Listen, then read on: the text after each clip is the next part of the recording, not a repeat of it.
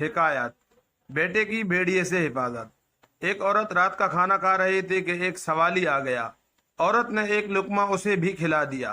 صبح وہ عورت اپنے شوہر کے پاس کھیت میں گئی اور بچے کو شوہر کے پاس چھوڑ کر کسی کام میں مصروف ہو گئی۔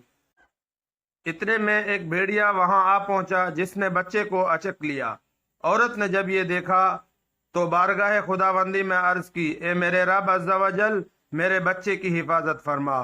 فوراً ایک آنے والا آیا جس نے بھیڑیے کی گردن دبوچ لی اور عورت نے اپنے بچے کو بغیر کسی تکلیف اور نقصان کے بھیڑیے کے منہ سے نکال لیا۔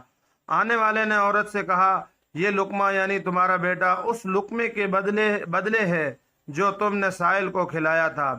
کھانا کھلانے کی فضیلت۔ سیدنا صہیب رضی اللہ تعالی عنہ سے روایت ہے کہ رسول اللہ صلی اللہ علیہ وآلہ وسلم نے فرمایا، تم میں سے اچھا شخص وہ ہے جو کھانا کھلائے۔